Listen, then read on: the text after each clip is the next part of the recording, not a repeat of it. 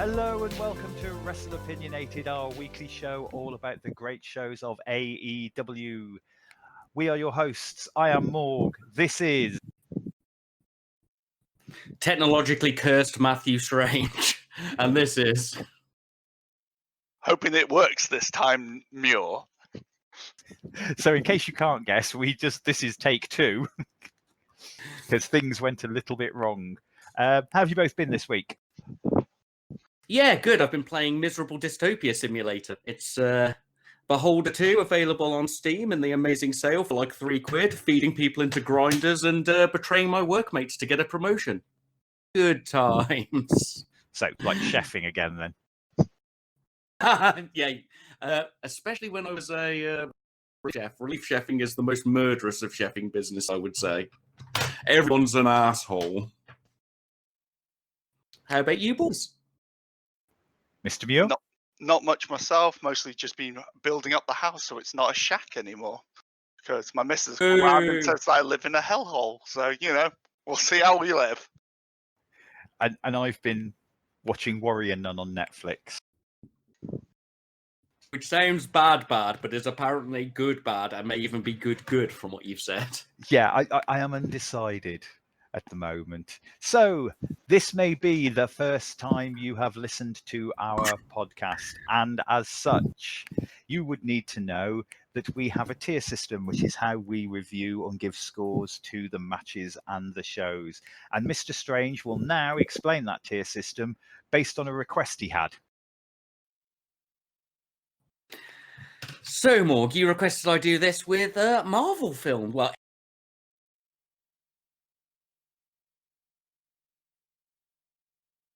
MCU films is how I took it specifically, as not every Marvel film. Incredibly film judgmental person, so I found it very hard to rate any Marvel film at the top tier that is, actually what I would call like up there with some of the greats.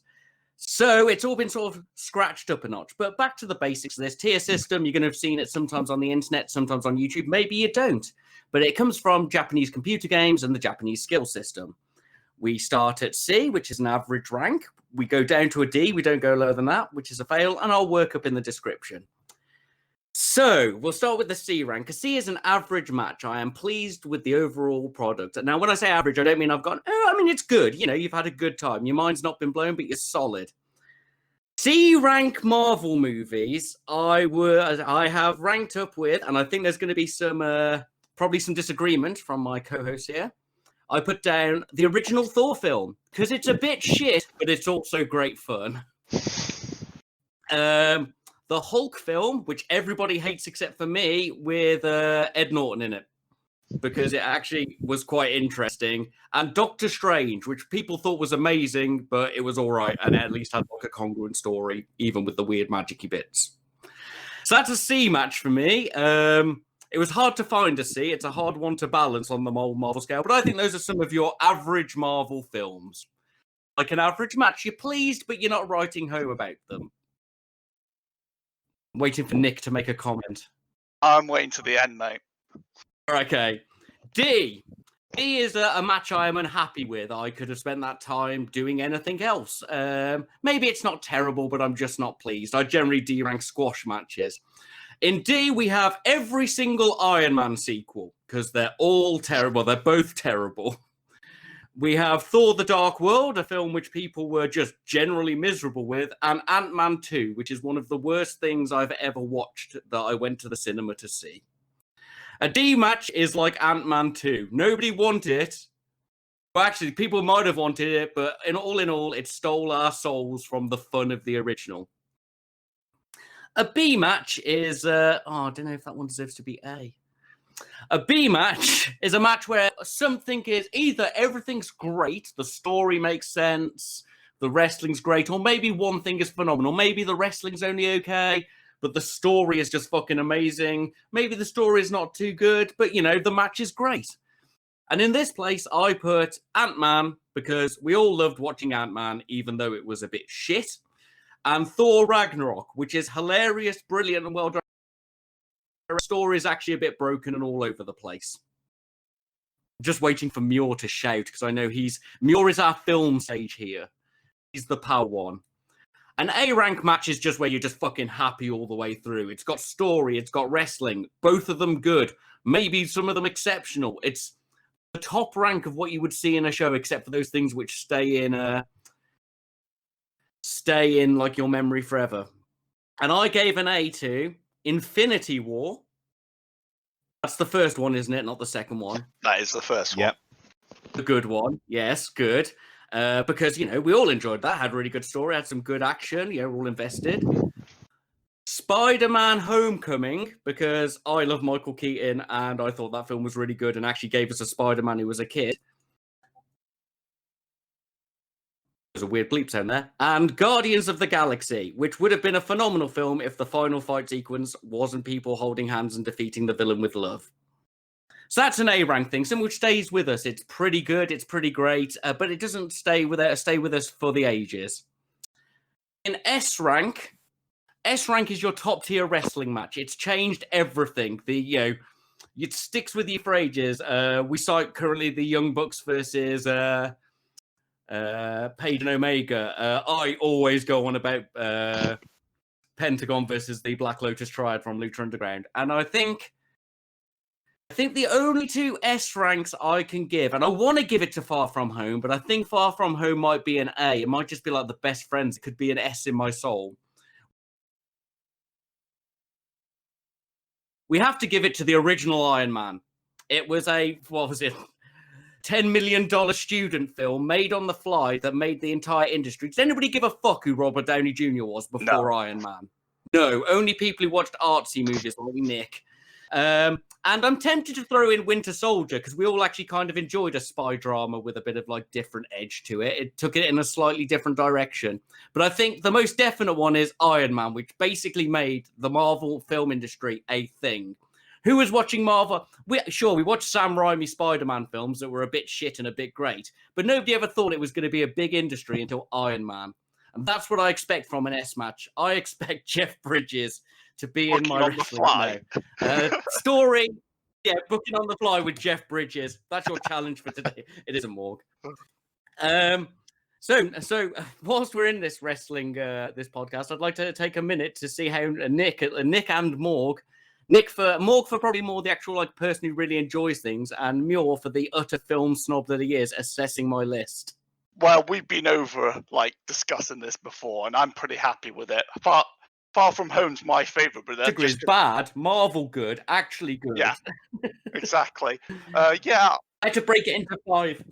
Yeah, I always like Far From Home, but that's because it's got my boy Jake Gyllenhaal in it. But I'm down with that. I always think that Infinity War is really good because it's a story about a villain, not a story about a hero. So I like that myself. But it's a good list. I'm more interested in Morg's opinion. No, I'm happy. You mentioned the one I consider to be the S match. Winter Soldier, which is not my favourite, but I think it is the best Marvel movie. And I can happily say that. It's not far off my favourite. I have 2 favourites. I have my feel-good favourite, which is Guardians. I did laugh when you said defeating the villain with love. That is the problem with it. That is my feel-good movie. And Winter Soldier is the other one. Original Avengers, only because there's a lot of crap, and then the Avengers get together, and it's cool as fuck if you grew up reading comics. Yeah, fair. I left out any controversial choices because I didn't want to upset people by saying films they liked were bad. So I stayed on the reasonable. I think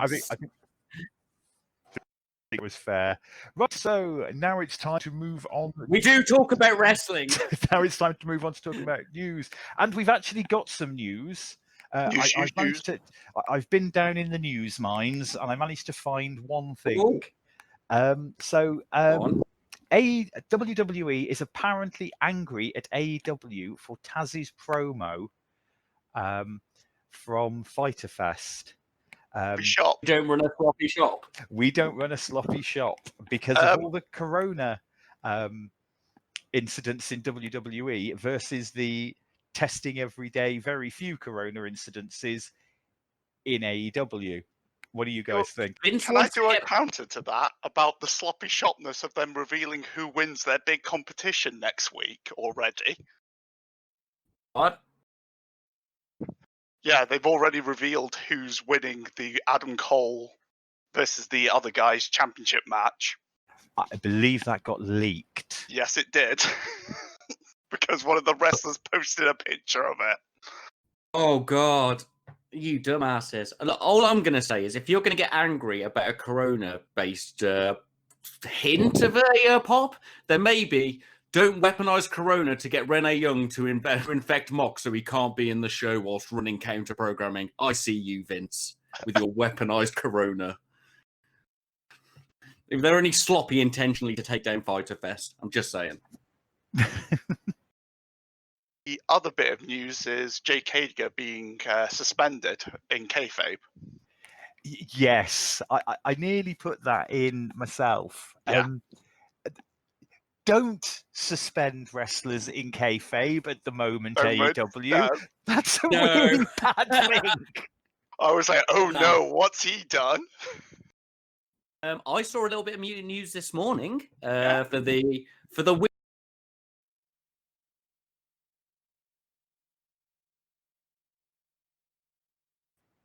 And weird old days fans looks / like we've weird lost indie Mr. booking Strange there. people in the knowledge. No, I'm still here. I just couldn't hear you. Oh, you just cut out.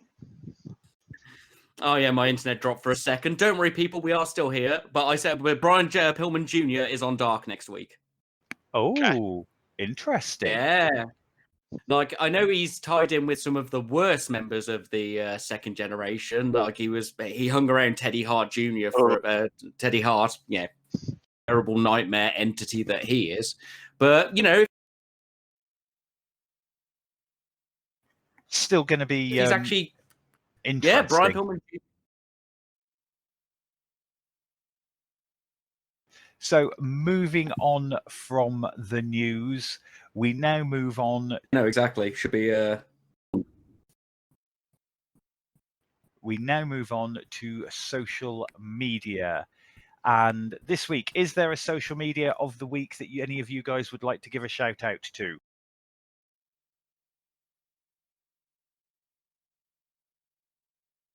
As far as I know, I didn't see anything. It's been very quiet, mostly just been on fire because of, this current state of the industry. Yes. I've got one positive thing I can say, but it's not really AEW linked. Well, at least it's positive. If it's positive, nice. Go for it. Thunder Rosa, who was she's currently or was previously the NWA Power Women's Champion, who was Cobra Moon in Lucha Underground, is getting started and is building to her first pay-per-view in her new women's-only, women-supporting Mission Pro Wrestling. And in honesty, with all the shit that's going on and the fact that women don't always get pushed as much as they could, I'm really excited for this, and I thought it was worth shouting out about. Oh, yeah, definitely. I shall be keeping an eye open for that. So, moving on, we have our weekly review time. And as always, we open with BTE or Being the Elite. What did you guys think of Being the Elite this week? My notes say that it was lots of silly and there was much laughter from the Raptor. I had a great time watching this one. I really enjoyed it. Mostly because there's more Dark Order bits. I'm really liking the jokey backside of the cult, but that's me. What do you John think? Silver looks like a great bro. I'm down with him. I am loving all of the new Dark Order bits. I wish they were at least on Dark, because I don't think they ruin anybody's character. No, I think they would add a lot, really. I love the Hangman Brody bit with the good luck with your cult anyway and stuff like that, I like that Brody being reasonable and chatting to somebody behind the scenes, and I think that could add a lot to his character. It actually shows that he does, manipulate and win people over with friendship, as opposed to this massive Titanic asshole who, for some reason, people want to join his cult. Yes, no, that's a good idea. I also liked Hangman trying to no corpse when they were singing the song. He was just trying not to laugh so hard. Oh, he corpsed so badly. Yeah, it was brilliant. Yeah. I love the Beaver Bros just trying to win OC over with the Fast and Furious film. with the Kool-Aid. They had Oh Kool-Aid. yeah, the Kool-Aid as well.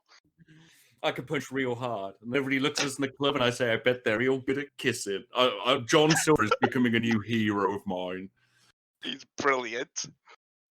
What else is good? Matt Hardy forcing a freeze frame on Nick and then forcing Nick into merch freak was a phenomenal little bit of meta twistery bullshit. For me, as an old Simpsons fan, when Colt wasn't allowed in the building because it was a no Colts club and they already had one Colt in it, that's a joke from The Simpsons where they already had a Homer in, so Homer couldn't enter. So that just made me laugh, but that was me. Yeah, it was really good for myself anyway. Yeah, solid one. I laughed all the way through. Go on, Morgan. This is a dark to watch. This is a BTE to watch. I was just looking at my notes. So moving on to Dark. I will be honest, I don't remember much about Dark. What did you both think about it? And what overall? We don't review Dark matches individually. We don't give them a score individually. We give an overall score to Dark. So what did you think of Dark? And what overall score did you both give it? It was okay. So it's probably tell me what you think, and I'll go through afterwards. I thought it was all right. Like, it wasn't great. There was a lot of squash, but that's just me. I like that they had a promo at the start for the Job Squad, like discussing that they were having to be back together. But other than that, it was just a load of squash matches. It's nice to find out that Ricky Starks is the real character out of Griffin. I'm really excited for Ricky Starks. So weirdly, a lot of these matches weren't as squashy as I was expecting them. They were obvious. I can't remember who Sean Spears beat. PT? Max Caster. Okay, he had PT written on his trousers or something. I don't remember that. It was fine from technically. Lance Archer versus Pineapple Pete. Lance Archer always gives his opponents He does. He always takes some shit back off him, and Pete didn't look like a pussy. So I think that was actually one of the better matches. Griff versus Ricky Stark. Ricky Stark's intro music is dope. I love it. A rope run trip worked. You know, when they pull each other and then one drops down and one always jumps over the other. Ricky Stark actually managed to trip Griff. I don't believe you. It happened. That was actually quite a good little match. Scorpio versus Beard Man. Brady, the big fella. Solid. Yep. Scorpio's always great, I think. I should learn his name is Brady. Yeah. It's Unnamed Chumps versus Butcher and the Blade. A solid match. The Cloverleaf by Butcher, where he just picked him up from a cloverleaf, was, I've got to know, that was real good to see just how strong the Butcher is. Yeah, man. I like Young Bucks and Jump Squad. I really enjoyed that match because, we missed the women's tag. Yeah. Well, which made me sad. I enjoy the storyline we're getting, but I'm really excited for Kylan, whatever her name is, the tall redheaded one. Kylan King. That's the one. I'm very excited for her, and I just kind of don't want to see her. Other woman needs a gimmick beyond Skylar Moore. Yeah, she needs a gimmick. She looks like a 90s WWE wrestler, so I could do with a bit more gimmick on her. But Ali giving Brandy the pin was actually a lot cooler this time because it's like the reverse of her stealing it last time, and yet it's still the same patronizing.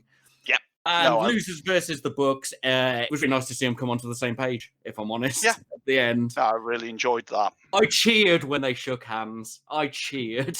I think that it built up Dark at the end. Having that match at the end made me feel a lot better than I would have. I really enjoyed that match, but that's me. Morg, what did you think of the women's match? You're our women's expert. I had Brandy Rhodes in it, and I don't like her in matches. She's getting better. She's one of the best talkers. She is improving. Her charisma outside the ring and around the ring. Her charisma is ridiculously good, and I absolutely adore Brandy. I think she's absolutely awesome. She's not as crisp, but she's about the level when we were complaining about the women's matches at the beginning. Yeah. Now, so if she comes on in the same leaps and bounds as the women's matches have, less than that, if she can come on in the same bounds as they have, even better. There was a lot of story in that, and that I really liked. And we've got a different women's storyline going on. Yes, it's tied in with the Nightmare Family and it's tied in with QT, but we've got something. I think next week I want to see them working together. Next time they tag up, I want to see the next part of the story where they're on the same page and because I think the inevitable Ali heel turn has to mean something, and it has to come. Yeah, it has to come from them actually starting to trust her and her making an effort. Yes, 100%. You've got to build that story up more than her just going, "Oh, now I'm a heel again." So, overall score for Dark C? I think I'd give it like a low C. Yeah, you can put it on in the background. So the matches are quite nothing pissed me off, and even that's the an improvement for Dark. Even the matches which were under 7 minutes, which is basically my line for a squash match, had counter offense and stuff in, and that's always my biggest bitch is the anti-squash match. I'm thinking, see, it's not going to blow your mind, but you can have it on the background and you'll have a good time. Okay, so moving on to Dynamite or Fyter Fest Day 1. JR, Excalibur, and Schiavone on commentary, and they are joined by Jericho, which is always a good beautiful suit. Yeah, Canada Day top was beautiful. It opens with Wardlow and MJF versus Jurassic Express with Marco. Jurassic Express win when Luchasaurus hits a standing moonsault. What did you think of the match, and what score did you give it? Can I just say one of my favourite comments I've ever heard in wrestling was, "You ever had pyro before, Excalibur?" Was just my favourite insult I've ever heard in wrestling, and I just loved it. It's just such a great put down. Yeah, and I loved it. This match, my notes say B+ with a question mark, but I really enjoyed this match. Am I going to have to be the cynical one here? I think you may have to be. I think you might be. Okay, so I've got a run through of notes. Open, solid MJF intro. He can do all of his mic stuff. Oh, I loved his coat. It was hideous. It was beautiful. It was awesome. It was very 70s, 80s. It was solid. Jungle Boy did eat a lot of shit at the start. There was a really good heel move from MJF where he told the ref they hadn't tagged when they had, and I've never seen that done before. Yeah. And I actually thought that was really clever. Tag avoidance was really good on Jungle Boy. I've become a huge fan of Wardlow's selling. He's got a phenomenal stunned face. He'll stumble to one knee. Like, I'd say he's one of the best, realistic sellers from taking blows that I've seen, especially for, such a big lad. Yeah, he's fantastic. Like, my joking faith in him at the start when he first came up has really paid dividends. I did get a bit annoyed at, and I can probably blame this on the camera angle, but I hate the wobbly dance when people stand about and wait for. We all hate the wobbly dance. We're all Randall Keith Orton on that one. And as good as Luchasaurus's shooting star press was, it was a shooting star, wasn't it? Yeah. The fact that the camera was aiming down, so you could see 15 wrestlers just stood with their arms on each other going, whoa, whilst because he did the little prepare to jump bounce, to center himself. I can't blame him. But those extra seconds, I was like, that is just a mob of people waiting for him. But otherwise, there was a Canadian Destroyer in the match I didn't hate. Ooh. I loved Berserk Wardlow having to be battered in the face and just properly kicked shit out of. I gave one. A little question. What do you think we're going to do with Wardlow after he splits off from MJF? More on that later, my friend. More on that later. Oh, all right. Yeah, I see where that's going. Yeah. But I think that this match did really well. It kept MJF safe. Wardlow looked like a fucking beast with the fact they just kept punching him in the face and stuff, and he just kept popping back up in rage. And we got the face win they deserve without really costing the heel. So I think. So you said you were going to be the negative one on this, and you said one bad thing about it. So yeah, come on. Yeah, that's pretty much it. If I'm honest. Jurassic Express.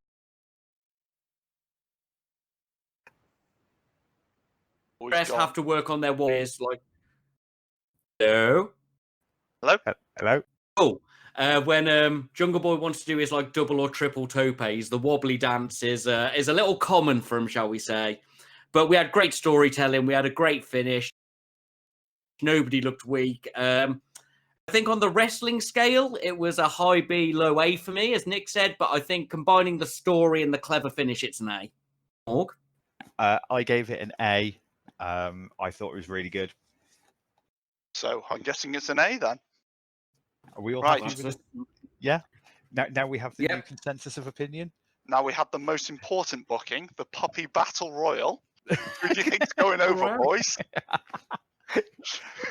This concerns me. I'm intrigued by this. Like, Apparently, it's going to be after the show. It's not part of the main event. But I think it Yeah, needs I top was not- booking, mate. I was not expecting the book.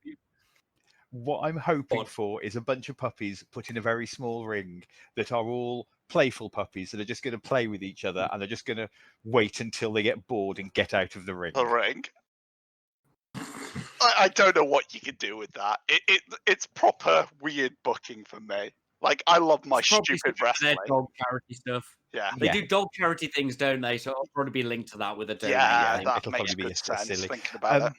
So after the Jurassic Express match, we had Archer and Janela brawling in the crowd, which I thought was quite cool. Yeah, carrying on the storyline, making it build it up is always good, isn't it? Yeah. Can't get over Jake's teeth. So white. My only They're small... so white. So I said this to the Raptor, and so I'll say it to you guys. My only small problem with this Joey Janela and Lance Archer thing is I think it's too soon, because I think Joey Janela is a good guy for Archer to have, because Joey comes from this proper hardcore background. You Yeah. can show that video of him leaping off the roof through ridiculous amounts of crap, and you can kind of put this character on Joey that Lance Archer's actually taking a bit of a risk here, because this is a guy that doesn't matter how She hard he beat him, hits him, yeah. he's probably going to get back up. But you kind of want Joey to be built up a bit more in the mainstream eyes before he goes up against the juggernaut Lance Archer, basically, because we've not really seen a lot of winning or demonstration of badassery from Joey for a bit. Yeah, Oh.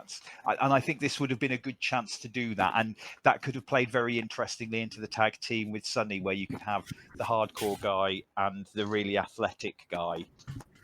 I think Archer's got to win this one for how early it is. But yes. Yeah, completely. But I think it's a bit of a weird thing. So you have you always have a setup where the babyface needs to overcome a monster heel. I almost think that Archer could have done with a babyface setup that the monster heel has to overcome. Oh, I get it, yeah. Almost Pretty like good a booking. weird reversal. Yeah, I like that idea, but it ain't happening, unfortunately, Morg. We just need some heel winnings, if I'm honest. Yes. It's a babyface dominated company at the moment. 100% well, agree with that. But It's a babyface winning. So after that, we had Penelope Ford with Kip versus Hikaru Shida for the AEW Women's Champion. Kip is ejected from ringside, and then Shida wins with the running knee. Now, I've got this written down as the Shining Wizard, but I wasn't sure whether it was a Shining Wizard or a running knee. So I will bow to any greater knowledge. nothing coming from me, mate. I'm an idiot when it comes to that. I normally learn all their move names because I like shouting the Spanish and Japanese ones, but I think it is just a running knee strike with Shida, if I'm honest. I really like that Kip was ejected. I think it made it show that Penelope Ford can stand on her own 2 feet, which I think was a really good sign. Just leave her, show her that she can actually wrestle. She may cheat, but she can also wrestle, which I think was really good. Yeah, no, it needed to be done to just give her a bit of a showcase, even though I was really sad Kip was, because Kip's got goofier and goofier. Oh, and yeah, he's brilliant. Don't get me wrong, but I think she needed it. Also, she did the deed twice and didn't get it over, and which was kind of a bit of a shock to me. I can't believe someone kicked out the Falcon Arrow. And that never happens. I mostly left this one for reviewing for Morg, if I'm honest, because he's our women's expert. I just wrote down, solid, high B /A. So I gave 2 A's in this in Fyter Fest, Okay. and we've had one of them, and that probably gives you a guess as to what score this got.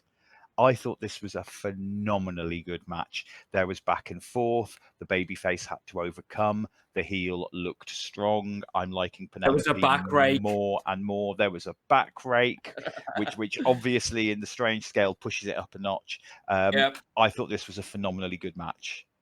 I really enjoyed it. I watched the whole. I was glued to the whole match. I cared. I'm starting to care more about Shida. And I really liked Ford. So yeah, it's an A from me. I think that's Tripp's A's then. I think that's a fair one. I would definitely give it an A myself. Yeah, I really enjoyed it. I think both characters felt strong after it, and that's all I want from my wrestling generally at the end of it. I want to feel like I'm invested in these characters and they feel strong at the end. And Ford didn't botch anything. Not like she's a high botcher, but there's always one per match, and I always point it out because I'm that guy. And nothing went off. Yeah. Is that our first A-ranked women's match or our second? Oh. Well, you didn't have me on when Yuka was about, so, you know, I would be forcing those A's then. We'd have had to lay down the best friends rule then, though. We might have given an A to the Brit and Brit and Nyla versus Statlander and Yes. Shida? Yes, I think we did. It gave us a million stories, but also like 30 injuries. Yeah. So, Well, moving on, we have techniques. Sorry, go on, Mr. Muir.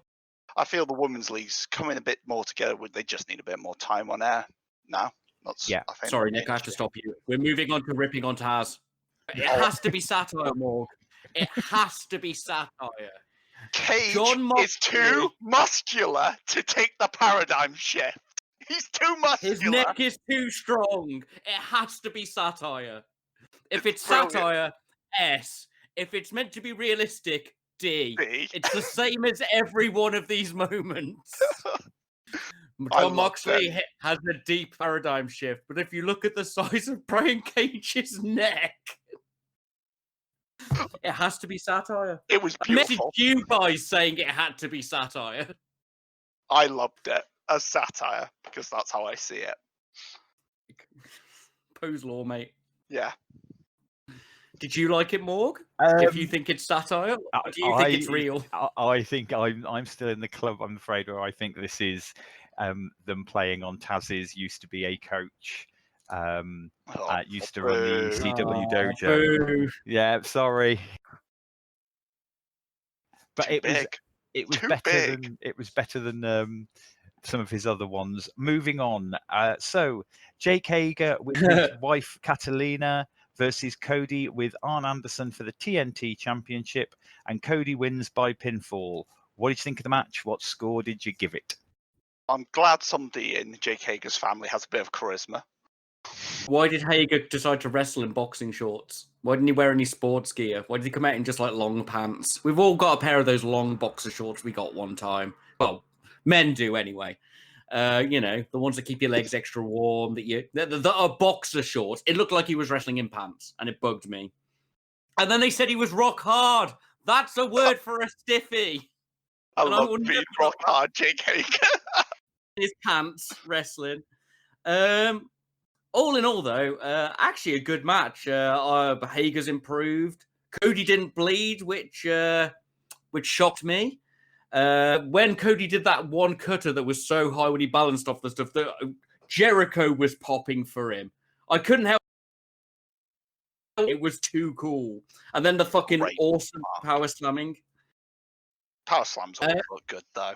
Yeah, and then they completely overbooked the ending with a bunch of random dub ending, didn't it?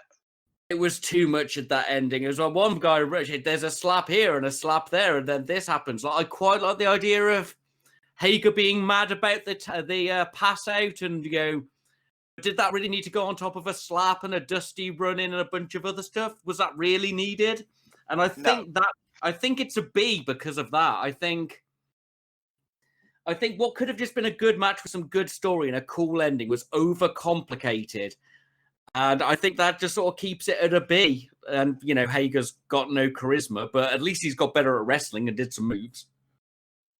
I liked his Vader bomb. His Vader bomb was really smooth. Oh, he's got better. Yeah. He does do a good Vader bomb. Like, I hated him. I hated him when he was in Lucha Underground. I literally got angry when he came on the screen.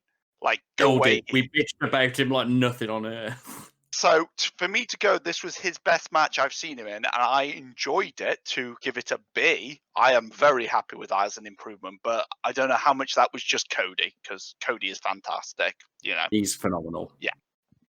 What do you think, Morg? The B General, the 4-star General Cody. 4-star General. Yeah. As we're now naming him. Yeah.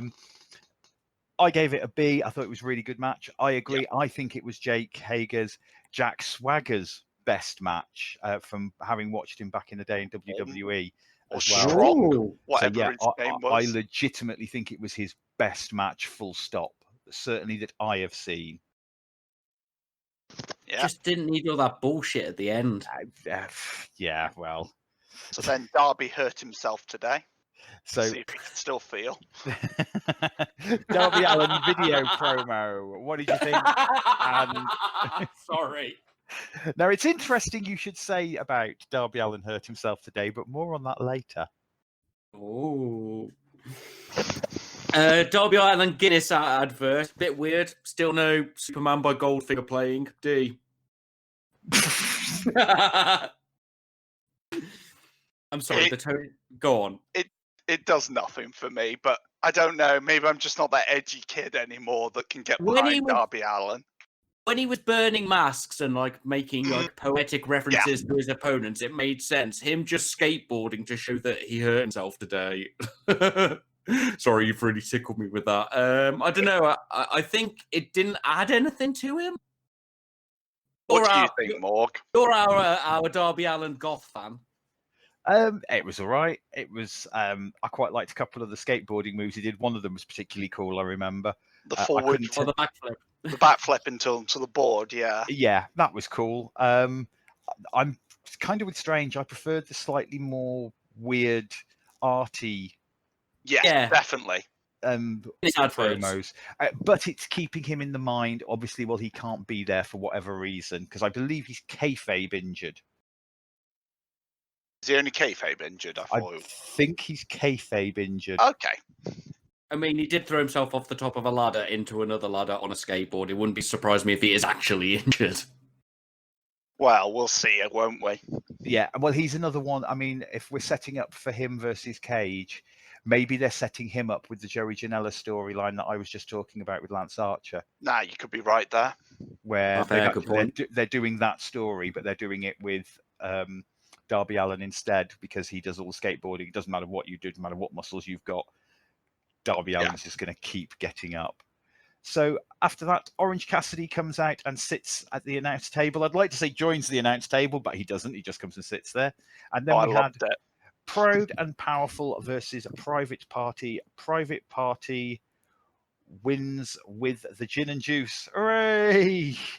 Can I just read my first note was, do you think that Vampiro awoken like Rita Repulsa when somebody shouted they didn't hook the leg? Because that's all he ever used to shout in Lucha Underground. Didn't hook the leg. This match, it just didn't do much for me. I don't know.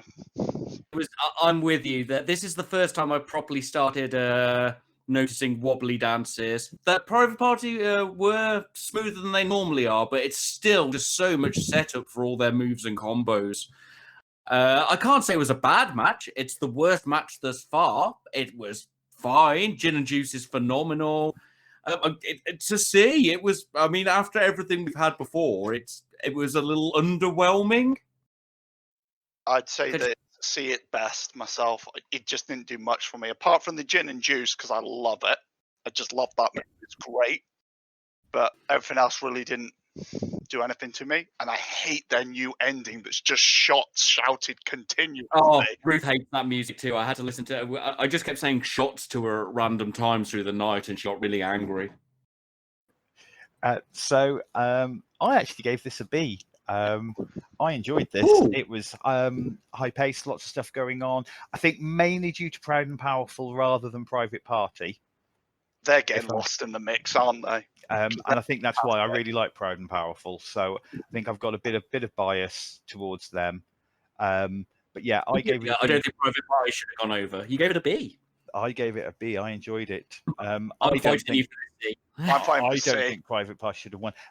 2 C's to a B, I would say it gets a high C. Okay. Yep. After that, Jericho launches himself at Orange Cassidy. Both men are restrained. Well, Jericho's restrained, and Cassidy is kind of held back by Pineapple Pete pinching the back of his shirt gently. I loved it. Loved it.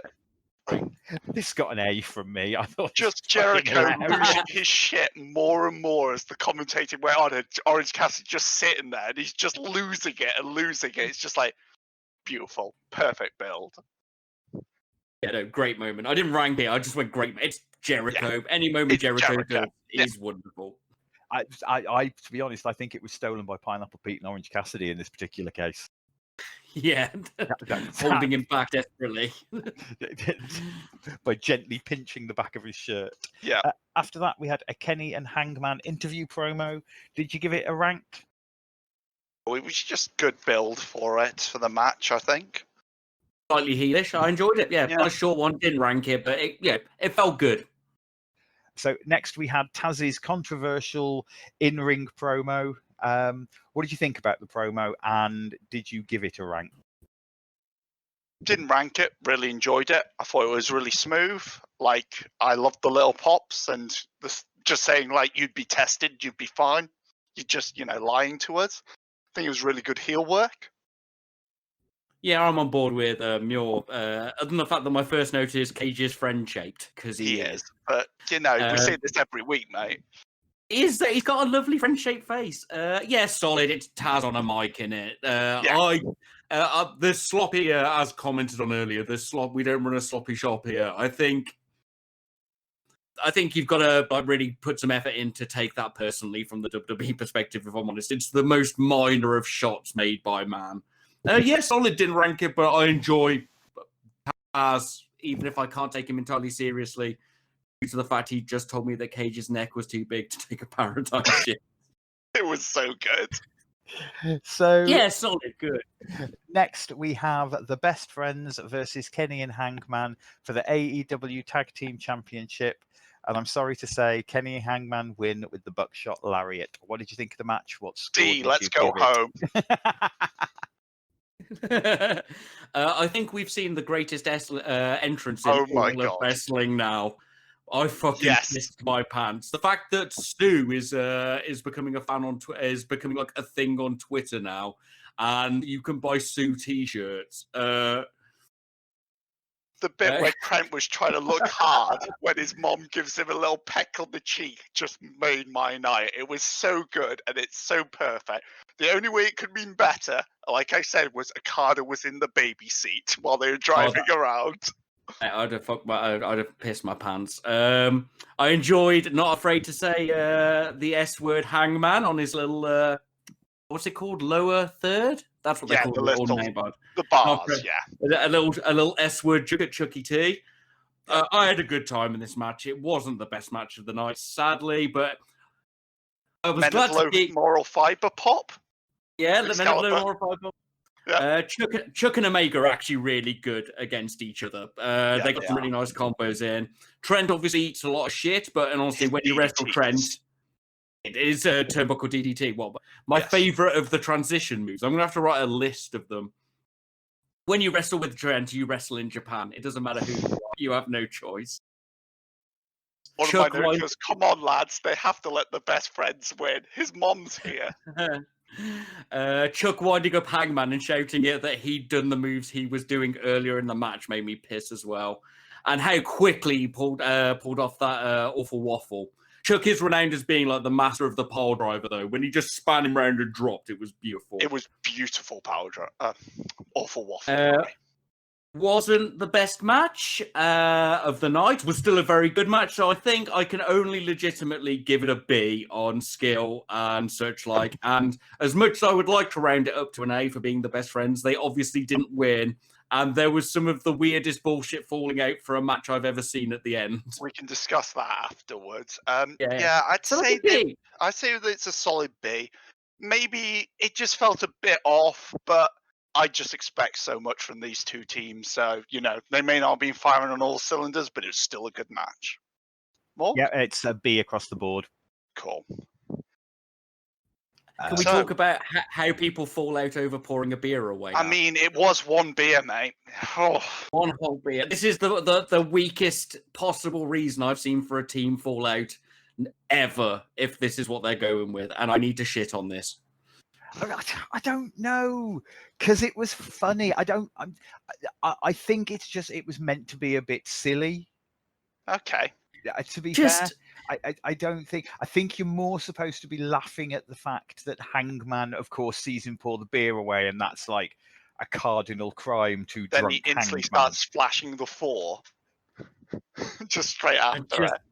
So what? I don't know. Like they've tried to make the arguments and explain it in Twitter and it's stuff like Hangman's straight Kenny's straight edge and doesn't drink, and it's like, well, we've had no knowledge that FTR really know that.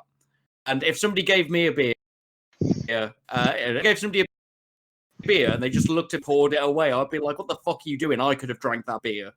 And I can understand like the miscommunication, he does it and he's taking it as a big insult, but it largely seems like a problem that could have been resolved with this conversation. Hey man, you won, here's a beer. No thank you, I don't drink beer. Cool, no problem. But instead it's going to cause a tag team split? I don't buy it. I didn't find it. I didn't see the humor in it. I just thought it was poorly written. That's fair. It did nothing for me either, but that's just the way it is, I guess. It's Who just knows? We've said things are shit before and they've been rounded out into a better situation. Exactly. We've bitched on things and then it's just come out to be gold. So, we can't really say too much at this point, I don't think. Could be Gado booking. Yeah, AEW Fyter Fest day 1 overall score. Solid high B, I'd say. I think we've got 3 A's, a C, and a B. I think we've got to give it an A, boys. I think legitimately that's. I suppose those would cross into a B. That would be a high B. I think we can legitimately give I think we say it's like an A for the first half and then goes down into a B for the rest of it. Okay, I'm happy with that. Floating rank this time. If you only have 1 hour, watch the first half. 100%. Yeah, definitely. So that's the end of our review for this week. Do we have any questions, Mr. Muir? As far as I know, we do not have any questions because people have not sent us anything because they don't like us anymore. Oh. You say that, people are actually listening to us now. It's good. Woo! Woo! But yeah, please do send in your questions. I'm just going to jump in on this one this time. Okay, yeah, go for it. We like having questions. We like having things to talk about. Please do send them in. You can send them in to wrestleopinionated@gmail.com. That's wrestleopinionated, all one word. We also take messages at WrestleOP, all one word, on Facebook. And I will personally respond to you if you send them in at WrestleOP1 on Twitter. And I'm real bad at Twitter. So please send in your questions, things you want to see booked. Our opinions on controversies, we're down for all of it. And occasionally my inner need to rant slides out. For questions, please. We will happily answer them. So as for your need to rant, do you feel the need to rant this week? No, I don't think anything's made me angry this week. But whilst we're in the recovery from everything being terrible to positivity, which means negativity. So instead, we've decided we're going to give you a book on the fly again, Morg. Are you ready? Go on then. We've only given you one this time because we think you enjoy booking one person a little bit deeper and going into that, breaking it out. So, and knowing your theme and how you've got your gothic lifestyle and your a love of long dark hair and things, we've decided we're giving you this week Raven. Okay. Are Okay. you happy with Raven? We have others if you're not happy with No, Raven. no. I'm happy with Raven. Okay. Right. So You would be, which is your sort of theme, just with more bins as opposed to trench coats, I assume. Pretty much. So, whilst you have a few minutes to think, me and Nick Oh. are going to discuss our new idea for a stable and how to build it. I want my stable. Now, what we're lacking in the AEW roster, in the AEW stables, I think, is like a group of Chadley faces, shall we say? The buff dudes down the gym that help you out when you need a bit of help. You know that lad that knows all the moves? He's real strong and he'll come over there and he'll help you on your bench and tell you where you're going wrong. That's the He's got stable we're nutritional tips. He doesn't care that you've got low weight. He'll tell you how to get those numbers up. And I'm going to begin, Nick. I'm going to tell you how Okay. this starts, and I need How you to does roll it in. start? Yeah, I'll roll in. Come on. Oh, my current favourite buff dude, who is like a mighty 5'6", if I recall, John Silver, who didn't want to join the Dark Order in the first place, if you recall. No, So he didn't. John Silver, sick of seeing people have paper thrown into their faces, sick of not being able to out with his friends he knew on the Indies like Orange Cassidy. John Silver's just had enough. It's not helping his winning spree, and he decides to leave the Dark Order, and he's gonna go out on his own and make some friends and find a new way, bring some actual positivity, and help some losers become better people. Because fuck me, is he a buff dude? He gorilla pressed Janela, who is 90k. Yep. So how I would book it into the next member would be the continuation of Wardlow and MJF. So MJF gets on Wardlow's nerves and he keeps snapping at him. Wardlow loses a match. He's down on the mat. MJF is shouting over him, and John Silver just comes out with an NJPW ice pack and just comes out and puts it on Wardlow's neck and goes, "It'll be all right, mate. Be all Okay, right. bro. Let's go off." Okay. And he just puts his arm around Wardlow, picks him up because he's that strong, and just lifts him off. And they go out into the back. So now they're the team of bros. Where he can listen to the problems he's been through with MJF, because having a Chadley man to put his arm around you and listen to your problems is very comforting. So this happens on Being the Elite or on Dark. You just see these cutaways of them just discussing their issues and see how they can build up each other. So then where do we go from there? Who else have we got to add to this Chadley buff men team? So obviously, to now fight for the Fallen, Cage is probably going to lose to Moxley. Even his giant neck muscles won't save him from that paradigm shift. Moxley's stretched his arms out during this duration. He's got that straight long Armstrong toy. His arms just go a bit longer. He's been powering him up so he can hit the paradigm shift. And obviously Taz has now found who can stop the path of Cage. So Taz is going to need a new person, probably Darby Allin or something. So Cage is cast out by Taz, and Taz does a mocking promo of Cage, probably referencing the brief time he was in WWE as a little pop to the company. And Cage obviously his neck wasn't big enough to save him. His neck wasn't. So Cage obviously goes out back, and he's sat in catering on his own. And like, what does he do now? He's got nobody to push him. He's built no friends. Two buff dudes over in the corner of catering see that he's having a sad time. They wander up with their catering trays, and John Silver, now apparently leader of the group in my mind, hands over his little carton of milkshake that he got with his food to Brian Cage, because Brian Cage is not hitting his calorie amount for what he needs to maintain that body. And Brian Cage explained he needs 10,000 calories a day. And they too sit round and listen to Brian Cage's story about how he was meant to come here and be a star, to, deal with his beautiful wife and take care of their family.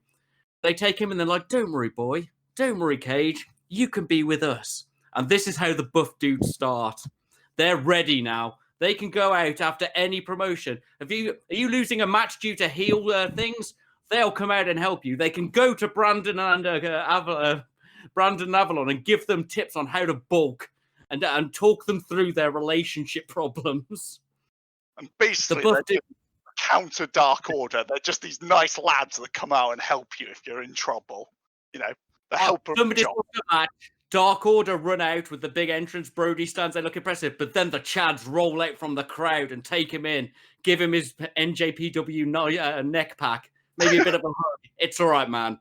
The Chads are with you. Those villains won't get you. We're too Chadly. So that's our new ultimate stable, the wholesome Chads, the buff dudes of friendship, Wardlow, Cage, and John Silver.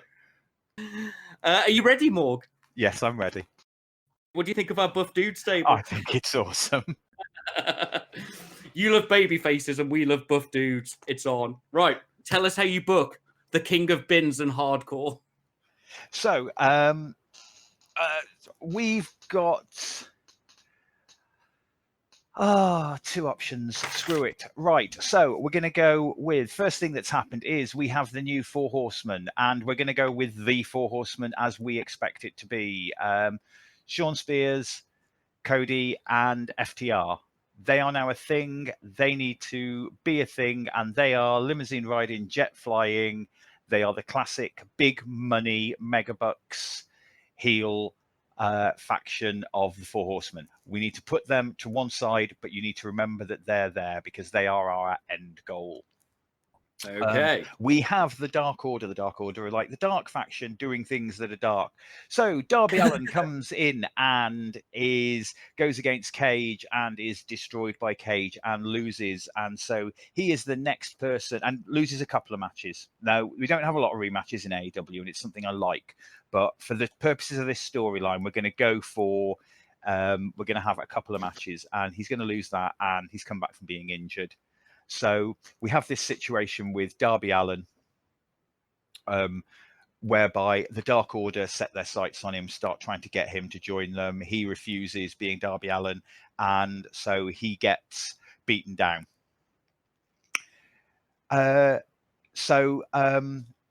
The evil magician who has joined the Dark Order, I'm having a mental blank at the moment. Anna Jay. Anna Jay is having a match with Shida for the championship, and the Dark Order are surrounding the ring, etc. And you know, Shida's having trouble. Shida just wins. Lights go out. Lights come back up. Anna Jay has laid out on the floor, and over her, looking down at her, is Abaddon.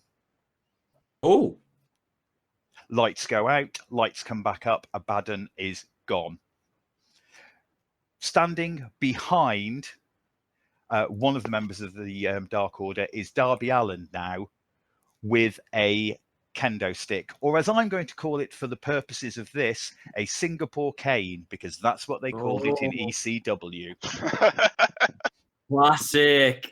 Crack, crack, crack. Every member of the Dark Order gets hit. Brody Lee runs away, runs right into the back. Next thing we see Brody Lee lying on the floor, busted open. Camera cuts to backstage, and standing over him with his arms stretched out is Raven. Welcome to the flock. Lights go out.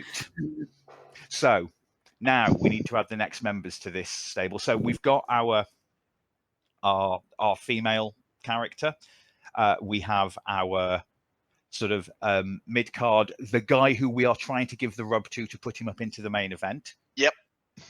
We have our manager. So we have our counter to the two old dudes, because Raven's a sick fuck and he's got bins. Yes, he does. Loads of bins. And chairs. So that's important for the end part when we go next. So we have our next match. So it's set up, and there's going to be a tag team match. It's Darby Allin, and it's going to be some random person. It's a random person who, maybe even Mox, because Mox and Darby Allin. I like the fact that they're the two outsiders that back each other up occasionally. Yeah, that's a good story. I like it. I was going to say Alex Reynolds because he's just lost his tag team partner to the Buff Dudes, but I'll take it. So, and obviously the Dark Order comes out. Again, we have the same thing. We are stealing a bit from that classic. Lights go out, and up the top, you see Raven, and it cuts. And he's at the top of the stand with his arms outstretched. And then you have a camera. He's on the main camera as well. Cuts to him close up. And he cuts one of his he cuts a promo because Raven was an amazing talker. Lights go out, lights come back up. Joey Janela and Sonny Kiss are now in the ring to back up Darby Allin. We have our tag team. Okay. Ah. We have our selection of outcasts. Yep. Yeah, fair. Yeah, good point. Our misfits. Our AEW misfits. I was tempted with Brandon and Avalon. I kept thinking Archer, and I was like, it's not bloody Archer. It begins with an A, and Avalon, but I want to keep them separate. I think they're better off with BTE. Yeah, they are. Comedy thing going on. So yeah, we're going to have. So we've got Joey Janela. Joey Janela, obviously, very good fit with Raven. You've got the hardcore background. We can have built that up with Sonny. They can be doing slightly more. Sonny's ex-Lucha, so we know Sonny can do that kind of thing. Yeah, 100%. Now we have our faction, and their first mission will be, and they are going to out Dark Order the Dark Order, because whereas the Dark Order are this cult of, that are just a cult with a guy who likes mafia movies. The New Flock is a cult of fucking psychopaths. Okay, yeah. We have got the evil woman who looks like a zombie. We've got a bunch of guys who are hardcore, and we've got Darby Allin, who's our indestructible force, and they are a flock run. So whereas Raven is their manager, it's a brotherhood, and it's an actual brotherhood. So it's a babyface Dark Order. Okay. Wrestling fans like a goth. Yeah. They do. They like a goth do. gimmick. They like a babyface goth gimmick. It's one of the things that works. We know that. More on that later. Yeah. So, obviously, they overcome the Dark Order. Well, the next step is when you're the bunch of misfits, you go after the high-riding, kiss-stealing, limousine-riding, jet plane flying 4 horsemen. Yeah. And we will just have lots of, and we'll have old school Undertaker style work. We're going to steal a lot of that kind of thing, the lights out, weird, spooky shit we've got abandoned, but also things like finding members of FTR upside down in a bin because that's funny. And that is how I would book Raven into AEW. Very good. I like it because you've not only given us an end, you've given us a good story and a series of fights. I'm down with it, and as a particularly scruffy housing estate kid, I am always up for rough kids versus posh kids, if I'm completely honest. Nah, it's always good. It's always good. It's not buff men, though. I did think about building up to Lance 98k versus 90k. But I was thinking of pinching Lance Archer, but I thought he's the last member of buff men.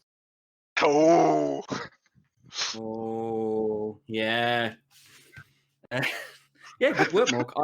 I enjoy it. Really good, Morg. Bins and rubbish. I'll always remember that Rumble Raven was in, and the Rumble was going like normal, and he just came down and threw like 3 bins of weapons in. In fact, wasn't that the 98 Rumble where Kane came out and no sold everything as well? That was when Kane threw the most people out of the ring. People out there, yeah. That was when he took the record originally. It is one of my all-time favorite Royal Rumbles. It's a good Rumble. Even I remember it, so it has to be good. And I'm like least WWE educated of us. Yeah, it's one of the top, one of my favorite Rumbles. So now we have done a book on the fly. We're going to end up with something I think a little bit similar. Mm-hmm. Okay. And Darby Allin might be turning into the new CM Punk for me. I shall go last. So we were having a bit of. Oh God! It's not what you expect. So we've been talking. All right. We've had this one on the back burner for a little while. After we did the rant about legends, the amount of legends we have coming out and being managers for people, especially being managers for people that we know can talk. It seems to be a thing that AEW are doing. I like having managers back. it makes it different to WWE, where Vince hates managers and things like that. So we thought we'd have a little bit of a chat and maybe come up with a couple of ideas of which legends we'd like to see come back and who we'd like to see them manage. And as I've just talked a load, booking on the fly, you guys can start off and then I will give you my one. Mine is a very silly one because I'm terrible at booking, so I've gone with something silly. You want me to go before you? And I then don't you mind. can... I'm ready to go if you want. I mean, I'm always the worst at this because I'm not quite as good as the big booking, but I can tell you who I've got. Obviously, I hope this still classifies as a legend. You guys are more in the knowledge of what is and isn't, but I think 90s wrestler is legendary enough for me. Yes, it is. I would agree. That's good. Okay, so we're all big fans of Brandy Rhodes, and Brandy has always been quite obvious in her telling of what's going wrong in the company. She said when people have missed spots, she's a very open person in the industry, but her gimmicks and stories haven't gone too well. You know, the Nightmare Collective was pretty much abandoned. The Natural Nightmares are now being infiltrated. She's being manipulated and played by another woman. So I think she needs somebody who understands the industry, somebody who's been shit on by corporate and the fans, somebody who knows what it's like to be manipulated by men and have people take a part of the industry. And I think that she could do with an advisor, somebody who's been through all this, somebody who's seen the worst of the industry and knows how to make a woman stronger. And I was going to put Trish Stratus with Brandy Rhodes. Ooh, interesting. Trish has been through it all. She was, you know, as a teenage boy in the time she was there, I was a big fan of her. But we also know Trish Stratus can actually wrestle. You know, when she was allowed and things started to die down from Bra and Panties match, she was good at ring. She's been through awful fucking stories that you can cite without referencing. You know, I know what it's like to be humiliated. I know what it's like to, for example, bark like a dog. And she can bring that to Brandy. She can give Brandy that slightly heelish manager edge that we know Brandy has in her. You know, Brandy's got that heely promo game, but she doesn't have a reason to do it yet. And Trish can come in as like, I can get you stronger. I can push you further. I know everything. I've been through everything. And just slowly make her that little bit more ruthless, that little bit more harsh, that little bit more aggressive, and push her into basically a conflict of heel versus face. She can, like fucking Cody is basically, is he a heel, is he a face? And I honestly think Trish could do that. And, you know, she can still go enough to pull off some moves and punches and kicks if she needs to. She's got more than a wealth of background of women's wrestling to cover it all. And I don't know, it's just the first one that came to my mind. Trish is the clever, experienced woman from the industry. From the company. Do you think, Morg, you're the women's man? I think that's perfect. Trish is one of my all-time favourite women's wrestlers who went in, like you say, for the bra and panties and turned into what I consider to be one of the best women's wrestlers up until the new generation. Yeah, I've got Morg support. And he's the best booker. The first Raw I watched, I remember, and I may have mentioned this before, the first Raw I watched when I could actually get access to it myself, it had a women's match on, and it was the match that made me fall in love with women's wrestling. And it was, I believe it was Molly Holly, Trish Stratus, and I think it was Victoria. And it was the best match on the night, and it was absolutely phenomenal. And it's just on a random episode of Raw, and that was what made me set me up ready for when it happened for NXT. Sorry, Mr. Muir, over to you. Right, mine is silly, and it revolves around someone being unbanned from being taken to AEW. Right, so Cody starts growing a beard, you know, a full-on beard is how mine starts. Right, and he starts, like in his matches, he starts being really selfish, like beating up people really quickly, not selling their offense very well. And he like... And he just seems to be keep putting himself over. And he's just getting all these, like, and he starts saying that he's going to have this championship match again after he said he wouldn't. And then one day he comes out and it's shaved off and he's just got that Hogan beard, Hogan mustache left. And out the corner comes Hogan, out the corner, like worm tongue for fucking in Lord of the Rings on his shoulder. And it's basically heel Hogan being working up to knowing that he's actually been an awful person in the industry, and it's sort of his redemption arc. So it's basically him knowing that he's been an asshole all this time in the industry, and then working its way through Cody being that asshole, then working back round to a redemption story for both of them. So that's how I would book it. It's not very long, but that's all I could think of because I'm terrible at this sort of thing. Okay, no. As long as it features as long as it features an hour-long dark episode of Hulk Hogan apologizing to all the things he's done to Macho Man, I'll accept this. So it's just what I was thinking, because, you know, we all know Yeah, he's no. an awful person, but if he was willing to do that and then show off how bad he was, and then buy himself back round for a redemption story, it may do the industry some good. It may do him some good as a person, you know? Hulk So, Hogan doesn't do it. I like your idea, but Hulk Hogan doesn't do anything that helps other people. God, no, but, you know, a man can dream. so I've got two. Oh. They're both for the same person. One of They're them I both for don't know. Darby Allin. Yes, they're both for Darby Allin. One of them I don't know if it counts because he's not retired. So I'll do that one first. I would say that one is the more sensible one, and Okay. I'm not going to book this one. I'm just going to throw the word straight out. Darby Allin gets advised by Jeff Hardy, brings Jeff Hardy into AEW, and Matt can keep an eye on him. Very fair, simple. strong. Extreme like Sports, Jeff Hardy, Yep. advisor to Darby Allin. Jeff can still go. They can have matches together. And keep him on the straight and narrow and Yeah, actually and let him recover as a human being. Darby Yeah. straight edge. So having him hang out with Darby a lot, probably not a bad idea for Jeff. Exactly. No, I like that. If you've got nobody to take drugs with, drugs are a whole lot less fun. Exactly. Yes. Right. So that's my semi-sensible one, but I don't know if it counts because he's not retired. No, So 100%. I think if you're going to be a legend, you need to be retired. Mm. So Brian Cage calls out Darby Allin for insulting Taz, Okay, yep. and fair enough. Yep. Brian Cage calls out Darby Allin for insulting Taz. Darby comes out and he's sort of looking, and he just keeps looking over at Taz, and he goes, "Oh, well, you got a manager, and I think it was only fair that I should have some backup at ringside." At which point, the lights go out and a bell rings.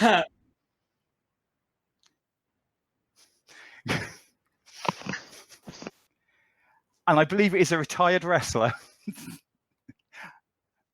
The lights come up, and out comes Undertaker to be Darby Allin's manager. Oh, no. Oh, Vince, he's so crying. I've been holding down to that since Taker retired. You're a bold Retired. man. Nah, I like it. It was supposed to be Sting, and then Taker retired, and I was like, no. No, I'm having Oh, no, he's in. Why not have Oh. both? No, because that's As long- dangerously close to us having the Taker Sting match, which although I would love to have the Taker Sting match, I would 20 love to years have the Taker ago. Sting match 10 years ago. Yeah. How much fun would Darby Allin and his Guinness advert recordings have with The Undertaker and his little weird ranch he lives in? There'd be so many mini Boneyard Guinness adverts. It would be wonderful. Yeah. And it'd be the best Here's The way Undertaker. to get Undertaker going. Just have them in little vignettes. I Yeah. have no doubt Darby Allin would build a graveyard in his back garden. Well, I think it's actually his missus's back garden, but their back garden, just so they could film things with the Undertaker. Well, I'd build a graveyard in my back garden, and it's only British standard house back garden. I don't have an awesome southern ranch. No. Just go walk around my graveyard, Undertaker. It'll look badass. So there you have it. That is our show for this week. Plagued by the technical terrors once again that we have managed to avoid for so long. I'd like to say thank you very much to Anchor. I need a new router. Thank you very much to Anchor for hosting the podcast. We are Wrestle Opinionated on Spotify, Anchor.fm, and YouTube. Over to you, Mr. Muir. Thank you very much for listening to us once again. It's been a great time, and please send us stuff. We're always wanting something to discuss. It gives us a different angle and a way to look at wrestling. Otherwise, you're just hearing four old men rant. And if you want to send us anything, it's at wrestleopinionated@gmail.com. That's wrestleopinionated, one full word. WrestleOP on Facebook, or WrestleOP1 at Twitter, where you can have old man Strange try and use the computer at you. And over to you, Strange. Old Man Strange here, the cursed technological member of the group. Once again, please send things through. Thank you very much for listening to this podcast. Do like, click the little heart button, share, subscribe. If you've got wrestling friends, send it to them, whether they're fans or not. Just send through, do all those things that people shout in the Philip DeFranco challenge. Like, share, subscribe, share to your friends, share to your family, put on That's that like button. put it on a plane and fly over a beach. It's a much better message. So thank you very much, and back to Morg. And all that's left to be said, goodbye and good night.